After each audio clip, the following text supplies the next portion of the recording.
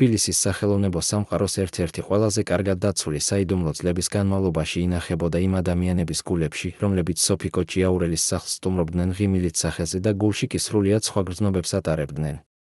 ამ ადამიანებმა იცოდნენ რაღაც ისეთი, რასაც დიდი ხნის განმავლობაში არ ამბობდნენ ხმამაღლა, მხოლოდ ჩურჩულით, ბუფეტის მიღმა, სარეჟისორო ოთახების ბნელ კუთხეებში. ის ქალები, რომლებიც სოფიკოს ეზოში მოსულ სტუმრებს შორის ყველაზე ლამაზად იცინოდნენ, ყველაზე ცბიერად იყვნენ გაწვრთნილი ორი სახის შენახვაში, ერთი სახე საჯარო სივრცისთვის, მეორე კი ის ნამდვილი, ბნელი, რომელსაც მხოლოდ ლოცვის ჟამს ხსნიდნენ. მაგრამ სოფიკო ჭიაურელი ერთ-ერთი იმ იშვიათ ადამიანთაგანი იყო ამ ქვეყნად, ვისაც ღმერთმა არა მხოლოდ განუმეორებელი ნიჭი მიანიჭა, არამედ ისეთი გამჭრიახი მზერაც, რომლის წინ ყოველი ნიღაბი ადრე თუ გვიან ჩამოიცლებოდა. და მაშინ, როცა ნიღაბი ჩამოიცლებოდა, სოფიკო მეც არ ელაპარაკებოდა. უბრალოდ, სამუდამოდ. მაგრამ ვინ იყვნენ ეს ადამიანები? და რა საიდუმლო ატარებდნენ წლების განმავლობაში? კოტე მახარაძე, ეს სახელი საქართველოში ჰაერივით სუნთქავდა. მისი ხმა ის განუმეორებელი ოქროსფერი სიღრმიანი ხმა, ერთდროულად მილიონი სახლის ოთახში ისმოდა, ფეხბურთის კომენტარებიდან დაწყებული ეკრანის გმირებამდე. მაგრამ ცოტამ თუ იცოდა რა ფასად შეინარჩუნა კოტემ ის სიცოცხლისეული ენერგია და ის გამჭრიახი, ყოველთვის გაღიმებული სახე, რომელსაც ეკრანზე ვხედავდით. ყოველ ჯერზე, როცა კამერა ჩაირთვებოდა, კოტე სხვა ადამიანად იქცეოდა, მარადიული სიმშვიდე, ჰარმონია, სიყვარულით სავსე მზერა. მაგრამ კამერის მიღმა, კულისებს მიღმა, ის ახლო ადამიანებთან ისხდა და ჩუმად, ყოველგვარი ეფექტის გარეშე ატარებდა იმ ტვირთს, რომლის შესახებ პუბლიკა წლების განმავლობაში ვერ მიხვდა. და ამ ტვირთის ყველაზე სახიფათო ნაწილი ის იყო, რომ ის არ მოდიოდა გარედან, ის მოდიოდა სწორედ იმ ადამიანებისგან, რომლებსაც ისინი ყველაზე ახლობლებად თვლიდნენ. სოფიკოსა და კოტეს კავშირი თბილისში ლეგენდად იქცა. თბილისის ის ჯადოსნური ეპოქა, ნაბახტევის ქუჩების ბინდი, მარჯანიშვილის თეატრის ლოჟები, ახმეტელის მოგონებებით სავსე სასცენო ფიცრები, ყველა ეს ადგილი სოფიკოსა და კოტეს სახელებთან ერთად იხსენიებოდა.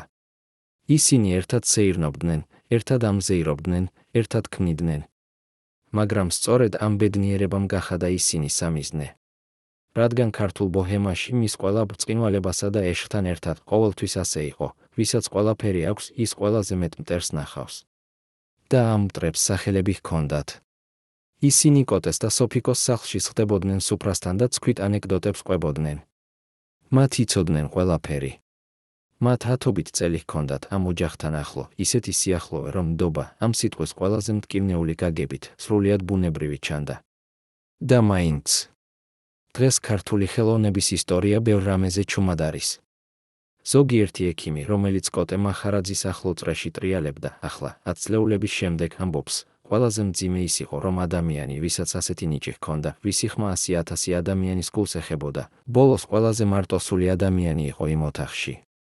კოტე გარეგნულად ჯანმრთელი ჩანდა, სახეზე ღიმილი, ხმაში სიმტკიცე, მოძრაობებში სიმარდე. მაგრამ ახლო ადამიანები ხედავდნენ, ჰქონდა ის განმარტოების ტენდენცია, ხმის ის ოდნავ შეცვლილი ინტონაცია, რომელიც ჩვეულებრივ ეტყობა ადამიანს, რომელიც ძალიან ბევრს ატარებს ისე, რომ სხვებს არ ატყობინებს. სოფიკო კი, ვისი ემოციური ინტელექტი ბუნებრივ ნიჭად გამოიყურებოდა, ყოველი ასეთი მომენტის შემდეგ იწყებდა ჩუმ ფრთხილ ზრუნვას, ისე რომ კამერები ვერ ხედავდნენ, ფსინკელები ვერ ხვდებოდნენ, მხოლოდ ოჯახი გრძნობდა. ეს ზრუნვა კი იყო ის, რაც ახლო ადამიანებს ყველაზე ჰგვიდა. მაგრამ ყველა ეს ინტიმური ოჯახური მომენტი, ის რაც ორ ადამიანს შორის ყველაზე ძვირფასია, ვიღაცისათვის ინფორმაციის წყარო ხდებოდა. ვიღაც, ვისაც ეს ყველაფერი ახლოდან ჰქონდა ნანახი, ამ ინფორმაციებს ინახავდა. ინახავდა ისე, როგორც ვინმე ინახავს ბარათებს კარტის თამაშში, ისე რომ სწორ მომენტში გამოიყენოს. ვინ იყო ეს ადამიანი? ვისენდო კოტე ისე, რომ ეს ნდობა გამოიყენეს. და სად გაჩნდა ის ბზარი, რომელიც ამ ნდობაში, ამ ყველაფრის გასაშვებად საკმარისი აღმოჩნდა? ქართულ თეატრალურ სამყაროში, სადაც ყველას იცნობს, სადაც ყოველ საღამოს ერთი და იგივე სახეები ერთი და იგივე ფუარეებსა და მისაღებ ოთახებში ხვდებიან, საიდუმლოები სხვაგვარად ვრცელდება, ვიდრე ჩვეულებრივ ცხოვრებაში. ისინი ვრცელდება ჩურჩულით, ახლობელ ყურებში, ნახევარი სიტყვებით გესმის, ისინი ამბობენ, რომ ან ჩემი მეგობარი ამბობდა, რომ ნახა. ეს ნახევარი სიტყვები ჯდებოდა ხალხის მეხსიერებაში, ყალიბდებოდა ნათქვამ-გაუთქვამ ჭეშმარიტებებად და ბოლოს გადადიოდა ბოჰემის კოლექტიური ცნობიერებაში. სოფიკოს და კოტეს სახელი ასეთ ჩურჩულში ხვდებოდა. და ის, ვინც ამ ჩურჩულს იწყებდა, ყოველჯერზე ერთ ნაბიჯს უახლოვდებოდა ამ ოჯახის განადგურებას. თუ კი ოდესმე გახდა ეს ყველაფერი ცნობილი, ვინ იყო პირველი, ვინც ეს ხმები გაუშვა? და ეს კითხვა ამ ისტორიის ყველაზე მტკივნეული ნაწილი გახდება. ახლა წარმოიდგინეთ, ქართული ბოჰემის ყველაზე ბრწყინვალე შეკრება, ეს სახლი, სადაც სუფრა ყოველთვის მდიდრად არის გამართული, სადაც ღვინო მოედინება, სადაც ქართული სიმღერა ლოგინამდე ჩვეულებრივი ჩაძინება, სადაც გამოჩენილი რეჟისორები ეჯიბრებიან ერთმანეთს სასოფლო ხუმრობებში. ეს სახლი სოფიკოსა და კოტეს სახლია. ამ სახლში სტუმრობა ის ეპოქაში ოქროს ბარათივით ითვლებოდა. ვინც ამ სახლის სუფრასთან იჯდა, ის იყო ქართული ხელოვნების ელიტის ნაწილი. და სტუმრები მოდიოდნენ, ბევრნი, ხშირად ღიმილით, ყვავილებით, სიტყვებით სიყვარულისა. მაგრამ სოფიკოს ახლო ნათესავები დღეს ამბობენ, ამ ყველა ადამიანს შორის ყოველთვის იყო ვინმე, ვინც მოდიოდა სხვა მიზნით. ეს სხვა მიზანი ყოველთვის ერთი და იგივე ჩარჩოში ეწყობოდა, ისინი ეძებდნენ ბზარს. ეძებდნენ ის ერთ მომენტს, ის ერთ შეხედვას, ერთ გაუფრთხილებელ სიტყვას ვიდრე გამოიყენებდნენ. კოტე ამ ქალს ცდილობდა ეჩვენებინა, კოტე იმ ფუარეში ძალიან დიდხანს დარჩა, კოტე ფოტოებზე ამ ქალთან ძალიან ახლოს დგას, ეს ჩურჩულები ვითომ უბრალო ეჩვის გამოთქმები, ჩვეულებრივი ისეთ ქალებს ეკუთვნოდათ, ვისაც ოდესმე სოფიკოს ადგილი სურდა, ან სცენაზე, ან ცხოვრებაში. ისინი კი ამ ორგანზომილებაში ხშირად ერთდროულად მოქმედებდნენ. ერთ-ერთი ყველაზე ცბიერი ტაქტიკა, რომელსაც ამ ბოჰემური ცრის ახლო მეგობრები იყენებდნენ, ის იყო, რომ ისინი სოფიკოს ეხმარებოდნენ. ისინი ზრუნავდნენ მასზე. ისინი ეუბნებოდნენ, სოფიკო, ჩვენ შენი მეგობრები ვართ, ჩვენ შენ გენდობა. ამ სიტყვების ფონზე ისინი ყელებდნენ, გესმის, ისინი ამბობენ, რომ კოტემ ამ გამოფენაზე. ან ვიღაცამ ნახა სომხეთის გასტროლებზე. ეს გაფრთხილებები კი ამ ზრუნვით გათეთრებული სოფიკოს გულს ლახავდა ყველაზე ეფექტური იარაღით, ეჩვით. ეჩვი კი ეს ყველაზე ძველი და ყველაზე ნადგურებელი გრძნობა, ყოველი ოჯახის ყველაზე დიდი მტერია. მაგრამ სოფიკო ჭიაურელი ჩვეულებრივი ქალი არ იყო. და ის, რაც ამ ქალებს სოფიკოში ვერ გაუგიათ, იყო ის, რომ მისი გულის ძირში ყველაზე ძლიერი გრძნობა ეჩვი კი არ იყო, ის იყო ჭეშმარიტება. სოფიკო ჭეშმარიტებას გრძნობდა ისე, როგორც ნამდვილი მსახიობი გრძნობს სიმართლეს სცენაზე, ინსტინქტით, ვისცერალურად ეჩვის გარეშე. და ეს ნიჭი ყველაზე დიდი იარაღი გახდა ამ ომში. მაგრამ ეს ომი მხოლოდ ახლა იყო დაწყებული. ვინ იქნებოდა ის ადამიანი, ვინც ყველაზე ახლოს მოდიოდა და ამ სიახლოვეს ყველაზე ცბიერად გამოიყენებდა? ახლა კი გადმოხედეთ ამ ეპოქის ერთ კონკრეტულ ფაქტს, კოტე მახარაძე ოდესღაც სოფიკოსთან ერთად ცხოვრების გადაწყვეტილებამდე სხვა ქალის ოჯახის კაცი იყო. ეს ფაქტი ქართული ბოჰემის ყველასთვის ცნობილი იყო და ეს ყველაფერი ის ადამიანებისთვის, ვინც ვერ ამოდიოდა სოფიკოს ოჯახის სუფრაზე, ვისაც ვერ ეყარა ფეხი ამ სახლში, გახდა ის ხელსაწყო, ის ბერკეტი, ის ძველი ტრავმა, რომელსაც ისინი ისე ატრიალებდნენ, როგორც ხელოსანი ატრიალებს ბასრი იარაღს. ის ერთ ქალს ჰყავდა, ახლა სხვა ჰყავს. ხვალ მესამე ეყოლება. ეს სიტყვები ამდენად ბანალური და ამდენად სასტიკი ისმოდა კულისებში. ისმოდა მაშინ, როცა კამერები გამოირთვებოდა. ისმოდა ბუფეტის მიღმა. ისმოდა და ყველა ხედავდა, ვინ ამბობდა. სოფიკოს ახლო ნათესავები ამბობენ, რომ სოფიკოს ეს ჩურჩული ცნობილი ჰქონდა. ის ხმები მასთანაც მაინც მოდიოდა, ისე როგორც ქარი მოდის ყველა ფჩეს გამო ბზარში. მაგრამ სოფიკო ამ ჩურჩულს სხვაგვარად მოეკიდა, ვიდრე მისი კეთილმოსურნეები ელოდნენ. ის არ ტიროდა. ის ხელს არ იბრიბდა. ის არ ეკამათებოდა. სოფიკო ჭიაურელი, ეს ქართული ბოჰემის დედოფალი, ატარებდა ამ ყველაფერს ისე, როგორც ახარებს ჭეშმარიტ არისტოკრატს, ჩუმად ღირსებით სიგრძემდე. და მერე, ზუსტ მომენტში, ის ჩუმდებოდა. მაგრამ ეს სიჩუმე სასჯელივით ძნელდებოდა, ვინც ამ სიჩუმის ობიექტი გახდა, ის ხვდებოდა, რომ მის ცხოვრებაში ეს ადამიანი სამუდამოდ გაქრა. მაგრამ ამ ისტორიაში ყველაზე ბნელი კუთხე ჯერ კიდევ დაფარული იყო. იყო ერთი ადამიანი, ერთი, ვინც სხვებზე მეტად ახლო იყო, ვინც სხვებზე მეტს ხედავდა, ვინც სხვებზე მეტ ინფორმაციას ფლობდა. ეს ადამიანი კოტე მახარაძის ყველაზე ახლო მეგობრებს შორის ითვლებოდა, ისეთი ადამიანი, ვისთვისაც კოტეს კარი ყოველთვის ღია იყო, ვისთვისაც სოფიკოს სუფრა ყოველთვის მოწყობილი. და სწორედ ეს ადამიანი ამ ნდობის ფარგლებში ერთ დღეს გამოჩნდა კარზე, არა სტუმრად, არა მეგობრად, არამედ სრულიად სხვა განზრახვით. ამ ვიზიტის შემდეგ კი ყველაფერი შეიცვალა. ვინ იყო ეს ადამიანი?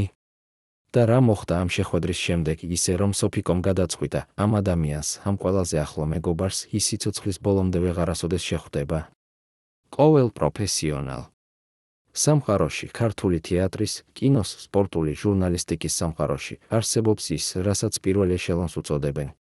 ეს ადამიანები ყველაზე ნიჭიერი, ყველაზე ცნობილი, ყველაზე წარმატებული სარგებლობენ ის პრივილეგიებით, რომელსაც სხვებს ჩვეულებრივ წვდომა არ აქვთ. კოტე მახარაძე ამ პირველ ეშელონში სოციალური კიბის ყველა ნიშნის მიხედვით შედიოდა: ოქროს ხმა, ეროვნული სიმბოლოს სტატუსი, პატივსაცემი ოჯახი. სოფიკო ჭიაურელი კი, ჭიაურელების ოჯახის ქალი, ახმეტელი ჭიაურელი ანჯაფარიძეების ლეგენდარული სადინასტიო ხაზის გაგრძელება, ქართული კულტურის არქეტიპი იყო, ქართლოსის ქალის ცოცხალის სახე, ვისი სუნთქვა ეროვნულ ჟანგბადში ერეოდა. ასეთ ადამიანებს ყოველთვის ჰყავთ პირველ ეშელონის ქვემოთ მდგომი ადამიანები, ისინი, ვინც ეცდება ნებისმიერი ფასით მეორე ეშელონიდან პირველ ეშელონში გადადის. ქართული ბოჰემაში ეს გადასვლა ხდებოდა ნაცნობობით, ვის გეცნობა, ვის სახლში ხარ ნაწვევრი, ვის სახელს ახსენებ სასაუბროდ. კოტესა და სოფიკოს სახელი ამ ნაცნობობის ყველაზე ძვირადღირებული ვარიანტი იყო. ეს კი ნიშნავდა, რომ ამ ორს ყოველთვის ახლო ეყოლებოდათ ადამიანები, რომელთათვისაც ეს ახლოობა მიზანი იყო და არა სიყვარული. ეს ადამიანები კი ამ ახლოობის ყველაზე მაღალ ფასს სწორედ მაშინ სახდიდნენ, როცა შესაძლებლობა ეძლეოდათ ბოჰემური ჭორის ყველაზე ფასდაუდებელ სიახლედ გაქცეულიყვნენ. ეს სოციალური კონტრასტი, ის განმასხვავებელი ხაზი ამ ოჯახის ზეიმსა და ბოჰემური ჯოჯოხეთის შიგნით მიმდინარე ომს შორის ყველაზე მწვავედ სოფიკომ გრძნობდა. ის 1000-ჯერ შეჰყურებოდა ქართული თეატრის ბნელ კულისებს, 1000-ჯერ გრძნობდა ამ კულისებს შორის ჰაერში ჭორის სიმძიმეს. და 1000-ჯერ ყოველ ამ მომენტში სოფიკო ჭიაურელი ირჩევდა ერთ და იმავე ტაქტიკას, სტუდიოში, სცენაზე, ეკრანის წინ ის ბრწყინავდა. ბრწყინავდა ისე, რომ ყოველი ჩურჩული ამ ბრწყინვალების ფონზე უმნიშვნელო ჩანდა. ეს იყო მისი პასუხი. ეს იყო მისი იარაღი. მაგრამ ეს ომი ყოვლის მომცველი, ყოველთვიური, ყოველდღიური ომი იყო და ყოველ ამ ომში გამარჯვება ხარჯავს ადამიანს ყველაზე ძვირადღირებული ბადური, დობა. ვის ენდო სოფიკო? და ვინ ბოლოს ამ დობის ყველაზე დიდ მტარვალად გამოდგა? ამ ისტორიაში ერთი მომენტია, რომლის შესახებ სოფიკოს ახლო ადამიანები ჯერ კიდევ ხმას ბოლომდე ამაღლებამდე ვერ ბედავენ. ეს მომენტი ეხება ერთ კონკრეტულ ვიზიტს, ერთ შეხვედრას, ერთ საუბარს, რომელმაც ყველაფერი შეცვალა. სოფიკო და კოტე ყოველ ჩვეულებრივ პერიოდში ეს ვიზიტები ჰქონდათ, სტუმრობები, მიწვევები, სპონტანური შეხვედრები ბოჰემის მეგობრებთან. მაგრამ ერთ ასეთ ვიზიტზე, ერთ ასეთ საუბარში ვინმე, ვინც მანამდე ამ სახლის ყველაზე ახლო ადამიანად ითვლებოდა, წამოაყენა ისეთი კითხვა, ისეთი ეჭვი, ისეთი გაფრთხილება, რომელიც სოფიკოსთვის ბოლო ფეხსაყრდენი გახდა ამ ადამიანის მიმართ ნდობისა. ეს კითხვა ეხებოდა კოტეს. ეხებოდა კოტეს ერთგულებას, კოტეს სიყვარულს, კოტეს ნამდვილ სახეს. ამ ეჭვებს ატარებდა ეს ვიზიტი, სარტყუია სიტყვებში გახვეული, ყველა ახლო მეგობრის სახელით წარმოთქმული. სოფიკო ამ ვიზიტის ბოლოს ადგა. ჩამოიცვა. ეს სამი ქმედება, ადგომა, ჩაცმა, კარის გახსნა, ყველაზე ელეგანტური, ყველაზე სასტიკი პასუხი იყო, რომელიც შეიძლებოდა ამ ვიზიტის მიმართ. ამის შემდეგ ის ადამიანი ამ სახლში ვეღარასოდეს მოვიდა. ვეღარასოდეს მიიღო სოფიკოსგან ერთი სიტყვა, ერთი გამარჯობა, ერთი მზერა. მაგრამ ეს ვიზიტი, ეს ბოლო საუბარი, ჯერ კიდევ უპასუხოდ ტოვებს კითხვას, რა ზუსტად ითქვა. და ვინ სხვათა შორის ამ ვიზიტის გამგზავნი იყო, ვისი სახელი ამ გაფრთხილებას დაედრობდა კულისებს მიღმა. ეს კითხვის პასუხი ახლო ადამიანების სიტყვებით, ქართული ბოჰემის ისტორიაში ყველაზე მტკივნეული გამჟღავნება იქნება. და ეს გამჟღავნება ჯერ კიდევ წინ გვაქვს. სოფიკოს პირადი არქივის ოთახში მისი ახლო ნათესავების თქმით, 10 წლეულების განმავლობაში ინახებოდა ერთი პატარა, მუქი ლურჯი კონვერტი, ის კონვერტი, რომელსაც თავზე ეწერა მხოლოდ ერთი სიტყვა, ხელნაწერით, სოფიკოს კალამით, გახსოვდეს. ეს კონვერტი არც ოჯახის წევრებს გადაუცია, არც პრესას, არც ბიოგრაფების ვინმეს. ის უბრალოდ იყო ჩაკეტილი, ჩაყრილი სხვა წერილებისა და ფოტოების გვერდით, 10 ან 15 სხვა ქაღალდის გვერდით, რომლებიც სოფიკოს ცხოვრების სხვადასხვა ეტაპს ასახავდა. ნათესავები ამბობენ, ეს კონვერტი მოვიდა ერთ დღეს სოფიკოს სახლში, ჩვეულებრივი პოსტის სახით, არაჩვეულებრივი ადრესატისგან, არაჩვეულებრივი მიზნით. კონვერტის შიგნით ოდესღაც იყო ფოტო, ისეთი ფოტო, რომელსაც შეიძლებოდა ოჯახის გაპობა. ეს ფოტო ვიღაცამ სპეციალურად გადაიღო, სპეციალურად გაგზავნა, სპეციალური გაანგარიშებით. მაგრამ სოფიკომ ეს ფოტო ნახა, ხელი ჩაუშვა კონვერტს, ადგა სკამიდან და ისე ჩუმად გახსნა ფანჯარა. ის ფოტო ახლო ადამიანების სიტყვებით ამ ფანჯრიდან არ გასვლია. მაგრამ კონვერტი, ის პატარა მუქი ლურჯი კონვერტი დარჩა. სოფიკომ ის შეინახა სწორედ იმ სიტყვით, გახსოვდეს. ახლა კი შეკითხვა ისმება, ვინ გაგზავნა ეს კონვერტი? და ეს ფოტო რა ამბავი ახლდა, რომ სოფიკო ჭიაურელმა, ამ ქვეყნის ყველაზე ამაყ და ღირსეულ ქალს, ეს მტკიცებულება 20 წლის განმავლობაში ინახა ლოყასთან ახლოს. ეს კონვერტი ახლო ადამიანების ვარაუდით ყველაზე კარგი მაგალითია იმისა, თუ როგორ მოქმედებდა ქართული ბოჰემის ანონიმური ომი, ის ომი, რომელიც ჩვეულებრივ სახელს არ ჰქონდა, მხოლოდ შედეგი ჰქონდა. ეს ანონიმური ომი ყოველ ეტაპზე ახალ ორჯახურნდობას ანგრევდა, ახალ ადამიანს ჩასვამდა ეჩვის სკამზე. ეს ყველაფერი ყვებოდა ბოჰემის ეროვნულ ტრადიციას, ვინ არის? ამ ტრადიციაში ყოველი კონვერტი, ყოველი ჩურჩული, ყოველი ანონიმური სიახლე ჯაჭვის ერთი რგოლი იყო. სოფიკო ჭიაურელი კი ამ ჯაჭვის ბოლო ადგილზე ვერ დადგებოდა. ის მის ყოველ ადამიანს პირდაპირ ღია მზერით ხვდებოდა და ამ მზერაში ყოველთვის ეკითხებოდა, ვინ ხარ? ეს კითხვა ყველაზე ჩუმი, ყველაზე ელეგანტური, ყველაზე სასტიკი, ამ ომის ყველაზე ეფექტური იარაღი გახდა. ის კონვერტი, ნათესავების თქმით, ოდესმე სოფიკოს პირადი ნივთებს შორის ჯერ კიდევ გვხვდება. ის არ გაქრა. ის არ გადაიცვა. ის არ გაიჩეხა. ეს ფაქტი ამ ისტორიაში ყველაზე მეტყველი ხდება. სოფიკომ ამ ყველაფრის გატანის შემდეგ ეს მტკიცებულება ინახა, არა შვებამიშვებისთვის, არა ახსნისთვის, არამედ ზუსტად ისე, როგორც ადამიანი ინახავს ომის ჯვარს. ის ჯვარი, ომის ნიშანი, ის ადგილი გახსენებს, სადაც ყველაზე ძნელი გზა გაიარე. და ეს ადგილი სოფიკოს ცხოვრებაში ის ოჯახური ომი იყო, სადაც ბოჰემური ინტრიგის ყველაზე ბნელი ხელი ცდილობდა ყველაზე ბრწყინვალე ცხოვრებაში ბზარი შეეტანა. ახლა კი ვიკითხოთ, ვინ ბედავდა ამ კონვერტის გაგზავნას? ვინ ფიქრობდა, რომ ქაღალდი სოფიკო ჭიაურელის სიყვარულს მოსჭრიდა? ახლა ისაუბრეთ ნებისმიერ ქართულ ბებიასთან, ყველა ასაკის, ყველა ეპოქის, ყველა პროფესიის და ჰკითხეთ, ოდესმე გინახავს ადამიანი, ვინც გმაგივრობდა? ყველა ამ კითხვაზე თვალი ჩამოუყრის ერთი და იმავე გამოხედვით. ეს გამოხედვა ახასიათებს ისეთ ტრავმას, რომელიც ქართულ კულტურაში ყველა სხვა ტრავმაზე ღრმად მიდის. ქართველი ქალისთვის, განსაკუთრებით სოფიკოს თაობის ქართველი ქალისთვის, ეს ტრავმა ახსნადია მხოლოდ ერთი სიტყვით, ღალატი. არა ფიზიკური, არა სამართლებრივი. ის ემოციური ღალატი, ის მომენტი, როცა ადამიანი, ვისაც ენდობოდი, ამ ნდობას გამოიყენებს შენს წინააღმდეგ, ეს ყველაზე ძველი, ყველაზე ქართული ტკივილია. სოფიკო ჭიაურელის წრეში ეს ტკივილი კონკრეტულ სახეს ატარებდა. ახლო ადამიანები ამბობენ, სოფიკო ყოველთვის ამბობდა, ჩვენ ქართველი ქალები ერთმანეთს უნდა ვმხარდავდეთ. ეს სიტყვები, ეს ჯერ, ეს ვნება, ეს ყველაფერი სოფიკოს ავთენტური გრძნობა იყო. ის ჭეშმარიტად ქართველ ქალებს ეხმარებოდა. ეხმარებოდა სხვა მსახიობებს, ახალბედა ქალებს, ნაცნობ-უცნობ ქართველ ქალებს, ვინც ოჯახის ან კარიერის ჯვარცმაზე იდგა. ის ამ ყველაფერს ისე აკეთებდა, რომ სხვა ვინმეს ნახვა არ სჭირდებოდა. ის ამ ყველაფერს ჯერად გულის სახელით აკეთებდა.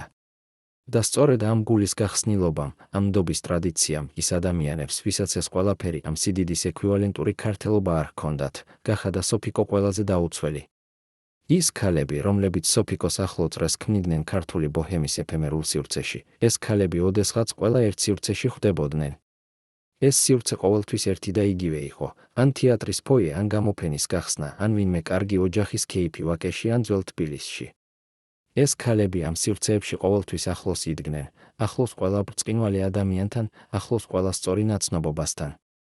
სოფიკოს ახლო ყოფნა მათთვის ყველაზე ძვირფასი კაპიტალი იყო. მაგრამ ამ კაპიტალს ფასი ჰქონდა და ის ფასი ყოველთვის ოდესმე ხდებოდა, ნდობა. სოფიკო ამ ქალებს ენდობოდა.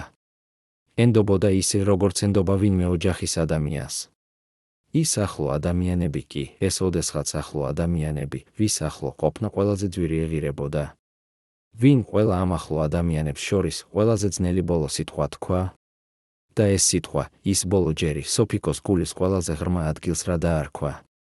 ახლა გახსენეთ, ქართული ბოჰემა, ეს ეფემერული, ბრწყინვალე, ტკბილი მწარე სამყარო, ყოველ ეპოქაში ჰყოლია თავისი ცენტრები. ცენტრები, სადაც ხელოვნება, ძალაუფლება და პირადი ცხოვრება ისე ახლოს ყოფდა ერთმანეთთან, რომ ხაზი მათ შორის ხშირად სრულიად წაიშლებოდა. კოტე მახარაძეს ჰქონდა ასეთი ცენტრები, ადამიანთა ჯგუფები, სივრცეები, წრეები, სადაც ის ყოველ ასაკში სიხარულს, ყოფნის სრულყოფილებას პოულობდა.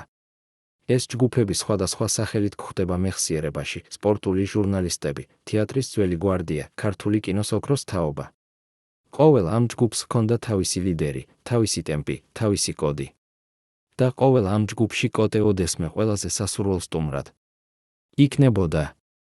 მაგრამ ამ ჯგუფებს შორის ყოველჩვეულებრივ შეხვედრაში, ამ ჯგუფების ყოველჩვეულებრივ პაემაში ხდებოდა ის, რასაც ახლა ფსიქოლოგები სოციალურ მანიპულაციას ეძახიან.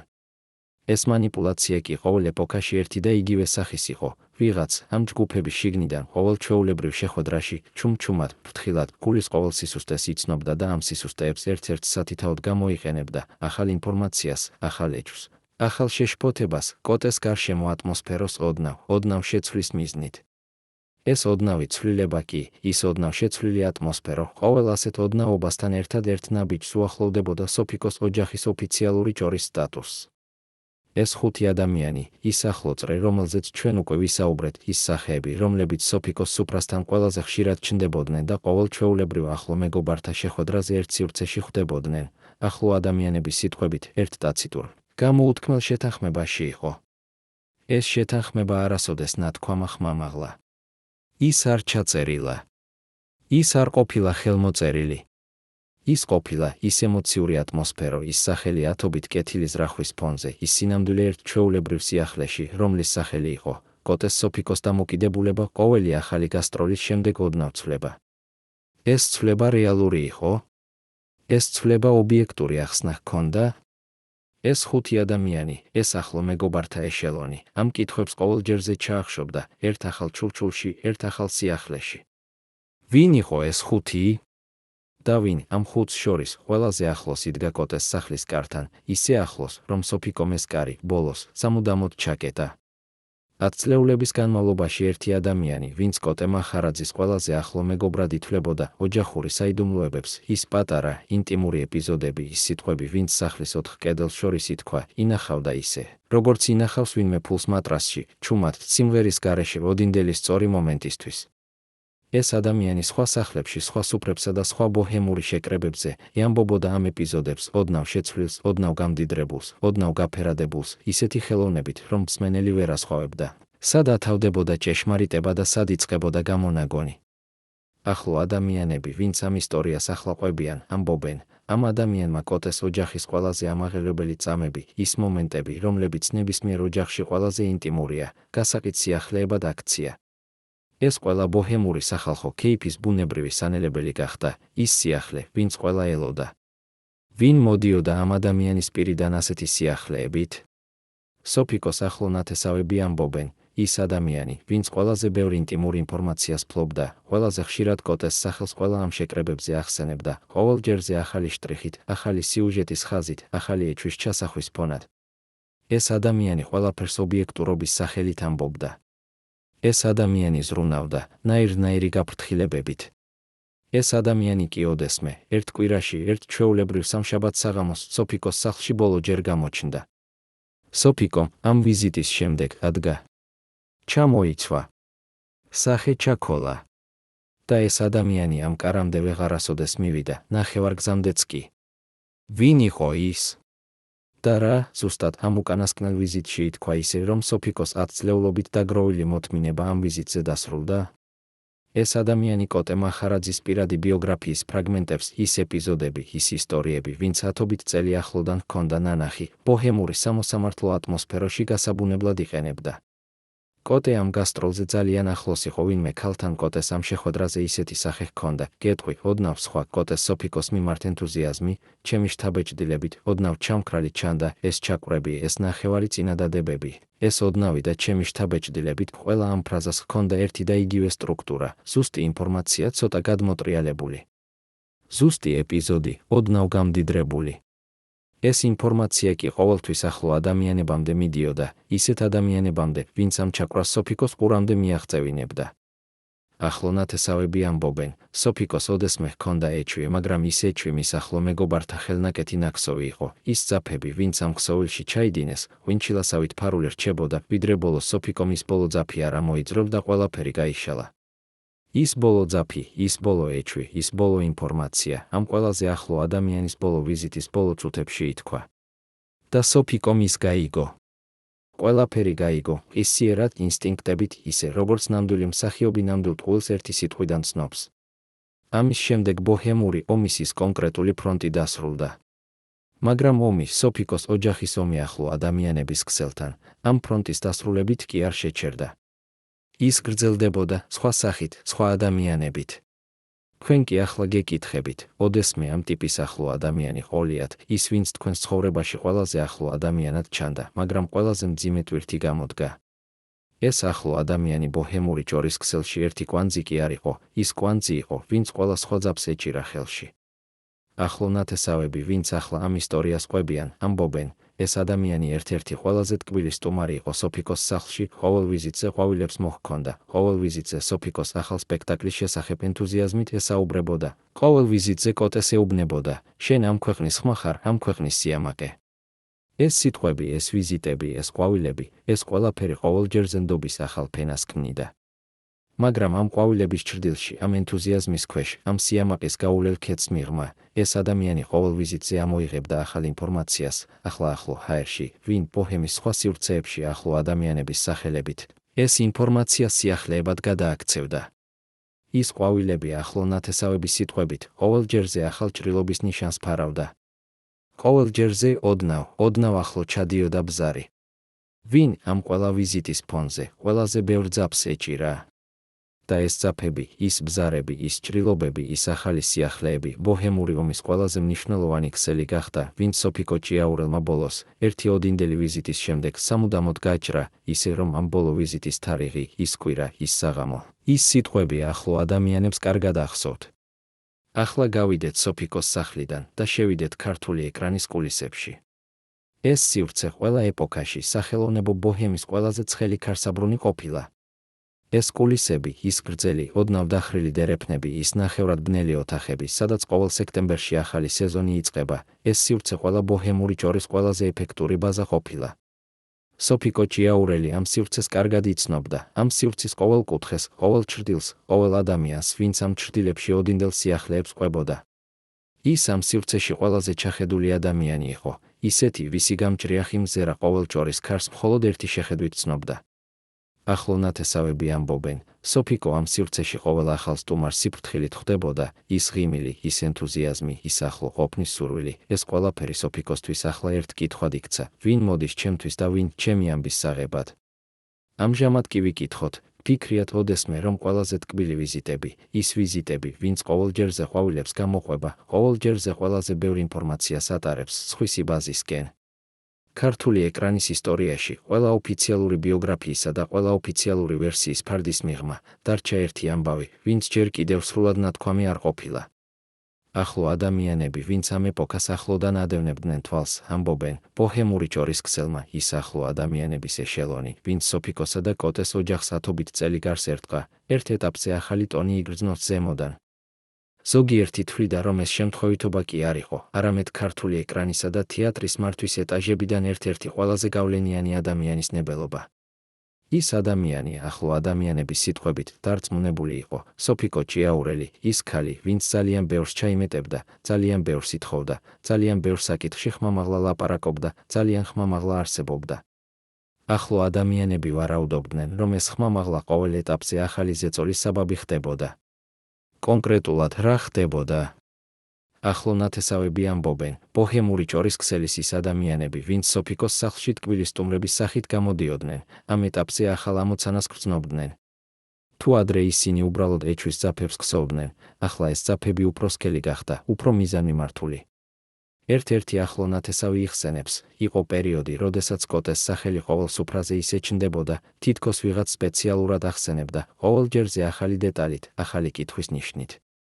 ეს კითხვის ნიშნები სოფიკოს სახლამდე ყოველ ჯერზე სხვადასხვა ადამიანის პირით მიდიოდა, ოდინდელი მეგობრის, ახლო კოლეგის, მზრუნველი ნათესავის სახით. ვინ იყო ზემო ეტაჟის ის ადამიანი? ეს სახელი ახლო ნათესავების სიტყვებით, ბოჰემური კულისების ყველაზე ბნელ კუთხეებში ჩუმად ჩაიჩურჩულებოდა და ჯერ კიდევ სრულად ნათქვამი არ არის. ქართული ბოჰემის ის ეპოქა ყველას, ვინც ამ სივრცეში სუნთქავდა, ერთ ყოველდღიურ ჭეშმარიტებას ასწავლიდა, ნებისმიერ ზემოდან წამოსულ სიგნალს ჰყავს ადამიანი, ვინც ამ სიგნალს ქვევით ატარებს, ყოველ ახლო ადამიანამდე, ყოველ სუფრამდე, ყოველ ყურამდე. ამ გადამტანის სახელი ბოჰემური ეპოქის ამ ისტორიაში ყოველ ეტაპზე სხვა იყო, ოდინდელ ეტაპზე ერთი. სხვა ეტაპზე სხვა.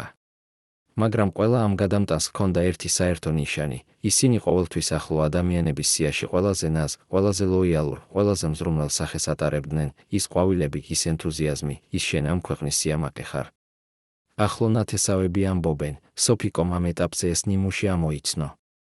ის ყოველ ახალ ვიზიტს, ყოველ ახალ მზრუნვალ სახეს ახლა სხვა თვალით ხედავდა, ის ღიმილის ქვეშ, ის ყვავილების ჩრდილში, ის შეშფოთებული სიტყვების მიღმა, ის ბნელ კუთხეს ეძებდა. და ბოლოს, ერთ ჩვეულებრივ საღამოს, ეს ბნელი კუთხე მიუახლოვდა. ახლა ვიკითხოთ, გიფიქრიათ ოდესმე, თუ რა ღირს ყოველ ახალ ვიზიტზე, ყოველ ახალ მზრუნვალ სახეში, ძლიერი დარჩე. სოფიკო ჭიაურელმა ეს ფასი, მთელი ამ ოპერაციების ფასი, ვის ხელში ჩააბარა ბოლოს. ქართული ბოჰემის ამ ეპოქაში ყველაზე უხილავი მოწმე ის ადამიანი გამოდგა, ვინც არც ერთ სუფრაზე არ სხდომია, არც ერთ პრემიერაზე, ყვავილების გამყიდველი. 10 წელი ყოველ გაზაფხულს ის სოფიკო ჭიაურელის სახლის კარის წინ იდგა. ის ხედავდა ყველას, ვინც მოდიოდა და ვინც მიდიოდა. ახლა, ათობით წლის შემდეგ ის ამბობს, ყოველ ვიზიტს, ყოველ ვინც ამ კარამდე მოდიოდა, ყველაზე ახლოდან ვხედავდი სახეს, ვხედავდი ნაბიჯებს, ვხედავდი, ვინ სიჩქარით მოდიოდა და ვინ, ოდნავ ყოყმანით, თითქოს საკუთარ გულს ეკითხებოდა, სწორ ადგილზე ხომ მივდივარ? ეს უხილავი მოწმე ერთ კონკრეტულ ვიზიტს იხსენებს განსაკუთრებით. ის ამბობს, იყო ერთი ადამიანი, ყოველ ჯერზე ყვავილებით მოდიოდა, ყოველ ჯერზე ღიმილით. ოდნავ ძალიან ღიმილით. ისეთი ღიმილი, სადაც კბილები ჩანს, მაგრამ თვალები არა. ამ ადამიანს, ყვავილების გამყიდველი სიტყვებით, ყოველ ჯერზე ახალი ყვავილების თაიგული მოჰქონდა, ყოველ ჯერზე ოდნავ უფრო დიდი, ოდნავ უფრო ძვირი, ოდნავ უფრო სპეციალური. ბოლო ვიზიტზე, ამბობს ის, ყვავილები განსაკუთრებით დიდი იყო. ვიფიქრე, ეს ადამიანი ან ძალიან ბოდიშს იხდის, ან ძალიან ბევრს ითხოვს. კარი ამ ჯერს დიდხანს არ გაიღო? შემდეგ გაიღო. შემდეგ 2 საათის შემდეგ ამ ადამიანი გამოვიდა ყვავილების გარეშე. ყვავილები შიგნით დარჩა. მაგრამ სახეზე ვერაფერი. ვერც ნაამაკები, ვერც დამარცხებული. უბრალოდ ცარიელი. ახლო ნათესავები ამბობენ, სოფიკო ჭიაურელი ამ ბოლო ვიზიტის შემდეგ ერთი კვირა ჩუმად იყო. შემდეგ კი, ადგა. ჩამოიცვა. გავიდა. და ის სახელი, ვინც წლების განმავლობაში ამ ტკბილ ვიზიტებს ახორციელებდა, სოფიკოს პირიდან ამ ბოლო შეხვედრის შემდეგ ვეღარ გაიგო. ახლო ნათესავები ამბობენ, სოფიკომ ამ ბნელ კუთხეს სახელი დაარქვა საკუთარ გულში მარტო ისე, რომ ეს სახელი ახლა მხოლოდ მათ იციან, ვინც ამ ბოლო ვიზიტის შემდეგ სოფიკოს გვერდით იდგა.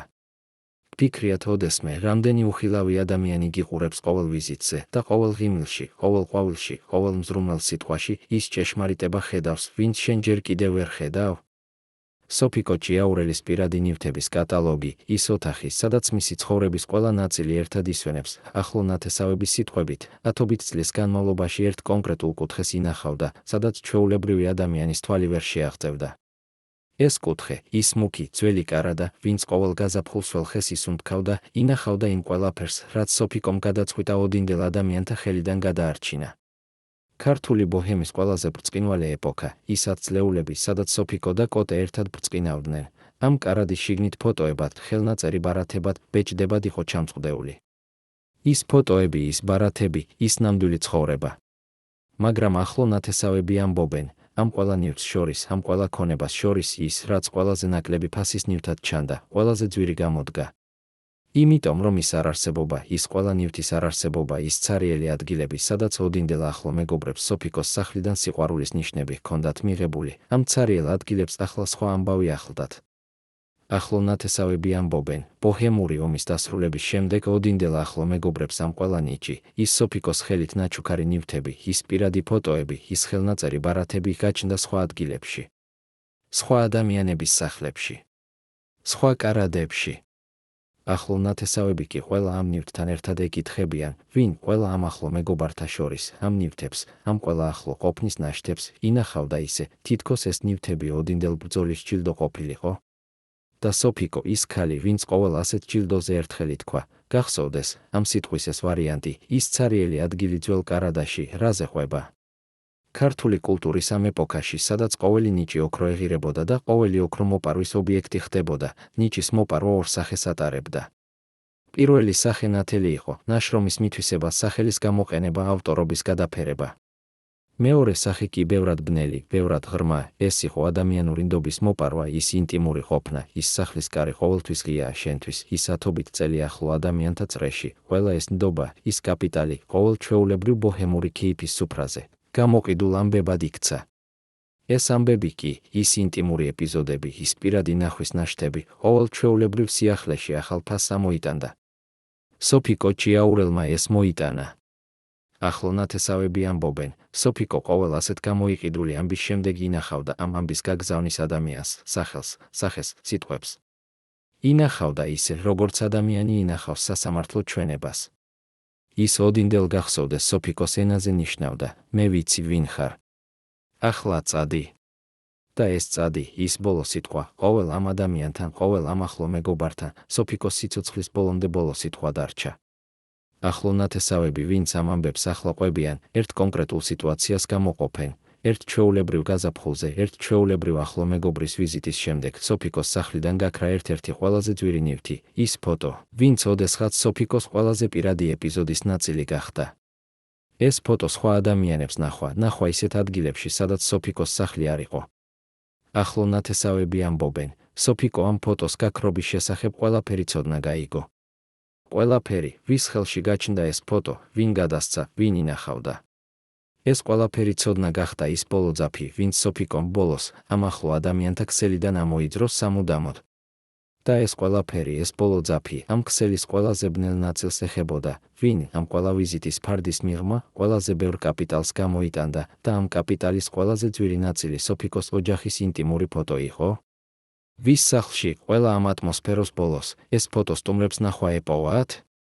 ახლა წარმოიდგინეთ ეს ეპიზოდი, 25 წელი სიჩუმის შემდეგ, ქართული ბოჰემის ერთ-ერთი ყველაზე დაბალხმოვანი ადამიანი, ის ადამიანი, ვინც ათობით წელი ამ ახლო მეგობართა წრეში ყოფდა, მაგრამ ბოლოს ამ წრიდან გავიდა და ჩუმად სხვა ქალაქში, სხვა ცხოვრებით დასახლდა, ერთ ჩვეულებრივ სექტემბრის საღამოს, ახლო ნათესავების ერთ კონკრეტულ შეხვედრაზე ადგა. ეს ადამიანი 25 წელი ყოჩაღი სიჩუმის ადამიანი ყოფილა. ის ყველა ამ ბოჰემური ომის მოწმე იყო, ის ყველა ვიზიტი, ის ყველა კონვერტი, ის ყველა ახლო ჩაქვრა, ის ნახვა. ახლა კი, ამ 1 სექტემბრის საღამოს, ის სახლობს კამერის წინ, ვიდეოზე, ვინც ახლო ნათესავებმა ჩაწერეს. ის ამბობს, მე ვნახე ის ყველაფერი. ვნახე, ვინ ატარებდა კონვერტებს. ვნახე, ვინ ახლო მეგობრად მოდიოდა და ვის კარადაში სოფიკოს ფოტოები ეპოვებოდა. ვნახე, ვინ ყველა ვიზიტის შემდეგ სხვა ახლო ადამიანებს ურეკავდა და ამბებს ყვებოდა, ისე, თითქოს ეს ამბები საკუთარი ოჯახის ამბები ყოფილიყო. ეს ადამიანი ახლა სახელს ამბობს ოდნავ, ისე, რომ ახლო ნათესავები ხვდებიან, ვის გულისხმობს. ეს სახელი ქართული ბოჰემის ატმოსფეროს ყველაზე სწორი ადამიანის სახელია, ის ადამიანი, ვინც ყველაზე ბევრ ყვავილს ატარებდა, ყველაზე ბევრ ენთუზიაზმს გამოხატავდა, ყველაზე ახლო ყოფდა და ყველაზე ბევრ სიახლეს ავრცელებდა. ახლო ნათესავები ამბობენ, ეს ჩვენება, ეს ვიდეო, ეს სახელი, სოფიკოს სიცოცხლის ბოლომდე ნათქვამი სიჩუმის ყველაზე ნათელი ახსნა გახდა. ახლა, ყველა ამ წლის შემდეგ ეს ადამიანი ამბობს, სოფიკო ყველაფერის ცოდნა, ის სიმძიმე, ეს ყველაფერი ყოველ ახალ ვიზიტზე სახეზე ეტყობოდა. ეს სახე, ის ღიმილი, ის სიმტკიცე, ის მზერა, ეს სოფიკო ჭიაურელის ყველაზე ძლიერი ნიჭი იყო. ეს ნიჭი ისიც იყო, ვიცი ყველაფერი და ამ ყველაფრის ფარგლებში, ყოველ ახალ ყვავილთან ერთად, ჩემი ღირსება ჩემთანაა. ეს ადამიანი, ეს ოდინდელ სიჩუმის ადამიანი, ახლა ყველა ამ ამბისთვის ერთ კითხვას ტოვებს, ვინ ამ ყველა ახლო მეგობართა შორის, ყველაზე ბევრი ყვავილი ატარა და ყველაზე ბევრი ტყუილი. ის ადამიანი, ის მთავარი ზვარაკი ამ ბოჰემური ომის ხანგრძლივ ისტორიაში, ახლო ნათესავების სიტყვებით, ყოველ ამ ატმოსფეროს ბოლოს ერთ კონკრეტულ ტაქტიკას ეყრდნობოდა, ის ყოველ ახალ ეჭვს ისეთ ახლო ადამიანზე ჩამოქვითავდა, ვის სახელი სოფიკოს ყველაზე ახლოს დგამდა, კოტეს ახლო კოლეგებზე, კოტეს პირად მეგობრებზე, კოტეს სახლის ყველაზე ახლო მომლოდინე ადამიანებზე. ეს ეჭვები ყოველ ახალ ვიზიტზე ახალ ადამიანს ეკიდებოდა, ახალ სახელს, ახალ ეპიზოდს. მაგრამ ყოველ ჩვეულებრივ ვიზიტზე ეს ეჭვები ყოველთვის ერთ და იმავე ადგილამდე მიდიოდა, კოტეს ერთგულება. კოტეს სიყვარული. კოტეს ნამდვილი სახე. ეს ყოველ ახალ ეჭვი, ის ყოველ ახალ ინფორმაცია, ამ ადამიანის ხელში ნათელია, ის ყველაზე ეფექტური იარაღი გახდა. ახლა ვიკითხოთ, ადამიანი, ვინც ოდინდელ ახლო ყოფდა, ვინც ყოველ ვიზიტზე ყვავილებს ატარებდა, ახლა სად არის? და ის ახლო ყოფნის ეს ყველა ნაშთი, ის ყვავილები, ის სიტყვები, ის ეჭვები, ახლა ვის სახლში ინახება? ახლა წარმოიდგინეთ ასეთი ადგილი, სადაც ქართული ბოჰემის ყველაზე ბრწყინვალე ადამიანებმა იცოდნენ, მაგრამ ოდნავ ოფიციალურ ბიოგრაფიებში ახსენებდნენ. ეს ადგილი ძველი თბილისის ერთ-ერთ ქუჩაზე, ის ნახევრად ბნელი, ნახევრად ნათელი ოთახი, რომელიც ყოველ ახალ სეზონს სიახლეებით ირჩენდა, ის ადგილი, სადაც ბოჰემური ომის ყველა მონაწილე ერთ ჩვეულებრივ საღამოს ოდინდელ პოზიციებს ინახავდა. ეს ოთახი ახლო ნათესავების სიტყვებით ყოველ ახალ სეზონზე ახალ ფუნქციას ატარებდა. ერთ სეზონს ახლო მეგობართა სამოსამართლო შეხვედრების ადგილი, სხვა სეზონზე ახალი სიახლეების ბაზა, კიდევ სხვა სეზონზე ის ადგილი, სადაც ბოჰემური ომის ის ახლო ადამიანები ერთ ემოციურ ატმოსფეროში ინახავდნენ ყველა ობიექტურ ინფორმაციას სოფიკოსა და კოტეს ოჯახის შესახებ. ახლო ნათესავები ამბობენ, ეს ადგილი, ის ნახევრად ბნელი ოთახი, ყოველ ახალ სეზონზე ახალ ახლო მეგობარს ამატებდა, ახალ სახელს, ახალ მზრუნველ ადამიანს, ვინც ახალ ეჭვს მოჰქონდა. ამ ოთახში, ამ ნახევრად ბნელ, ნახევრად ნათელ სივრცეში, ყოველ ახალ სეზონზე ის ახლო ადამიანები ერთ ემოციურ ანგარიშს ჩაიდენდნენ, ვინ ამ ყველა ვიზიტის შედეგად ყველაზე ახლოს ყოფდა სოფიკოსა და კოტეს ოჯახის ბზარამდე. ვის ამ ყველა სიახლის ფონზე ყველაზე ახლოს მოჰქონდა ეჭვი? ვინ ამ ყველა ვიზიტის ფარდის მიღმა ყველაზე ეფექტური გამოდგა?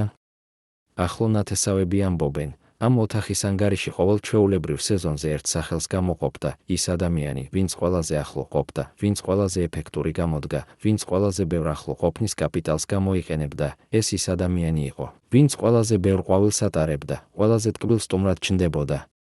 ეს ადამიანი, ახლო ნათესავების სიტყვებით, ამ ოთახის ბნელ კუთხეში, ამ ყველა ანგარიშის ფარდის მიღმა, ინახავდა ყველა ობიექტურ ინფორმაციას.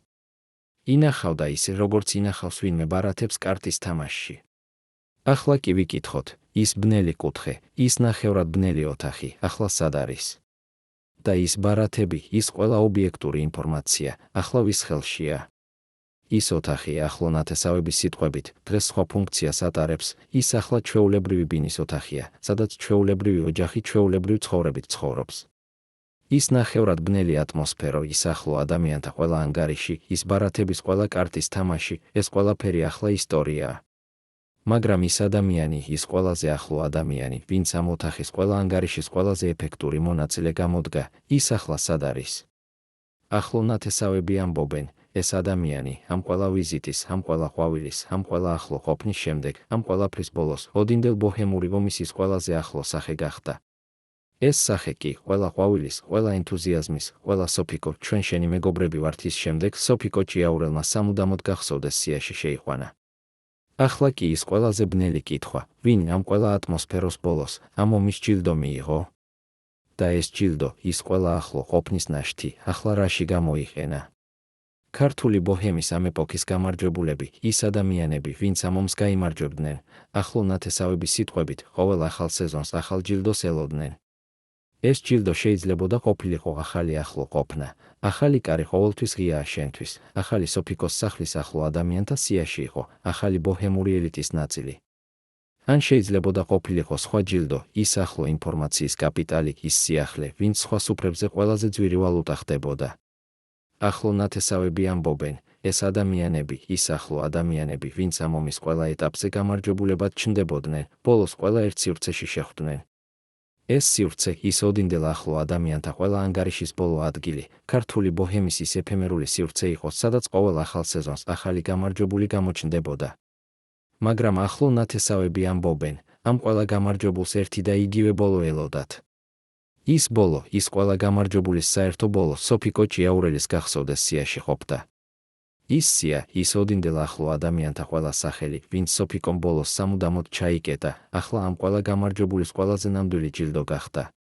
ეს ჯილდო, ის ყველა ახლო ყოფნის ნაშთი, ის ყველა ყვავილი, ის ყველა ენთუზიაზმი, ის ყველა სოფიკო, ჩვენ შენი მეგობრები ვართ, ახლა ამ სიაში ინახება.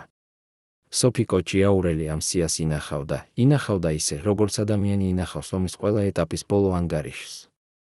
ახლა კი ვიკითხოთ, ის გამარჯვებულები, ის ყველა ახლო ადამიანი, ვინც ამ ომის ყველა ეტაპზე გამარჯვებულად ჩნდებოდა, ბოლოს, ამ ყველა ჯილდოს შემდეგ, ნამდვილად გაიმარჯვეს. ამ კითხვის პასუხი, ის ყველა გამარჯვებულის ნამდვილი ბოლო, ახლო ნათესავების სიტყვებით, ქართული ბოჰემის ამ ეპოქის ყველაზე მეტყველი ანგარიშია. ის ადამიანი, ის ყველაზე ახლო ადამიანი, ვინც ყველაზე ბევრ ყვავილს ატარებდა, ყველაზე ტკბილ სტუმრად ჩნდებოდა, ამ ყველა ვიზიტის, ამ ყველა ყვავილის, ამ ყველა ახლო ყოფნის შემდეგ, ახლო ნათესავების სიტყვებით, ბოჰემური სივრციდან ნელ-ნელა, ოდნავ-ოდნავ, გაქრა.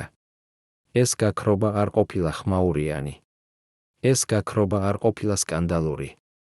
ეს გაქრობა ყოფილა სწორედ ის სახის, რომელიც ახასიათებს ადამიანს, ვინც ყველა ბარათების გათამაშების შემდეგ ხვდება, ის ბარათები, ის ყველა ობიექტური ინფორმაცია, ის ყველა სიახლე, ბოლოს ვერ გამოდგება. სოფიკო ჭიაურელი, ის ქალი, ვინც ამ ყველა ბარათის ყველა ფასი სრულად ჩასანახი იყო, ბოლოს ამ გაქრობის ყველაზე მეტყველი ამომცნობი გახდა. ახლო ნათესავები ამბობენ, სოფიკო ამ გაქრობის შესახებ ერთხელ ოდნავ გაიღიმა, ის ჩუმი, ოდნავ გამარჯვებული ღიმილი, ვინც ახასიათებს ადამიანს, ვინც ყოველ ამ ატმოსფეროს ბოლოს ამბობს, ვიცოდი.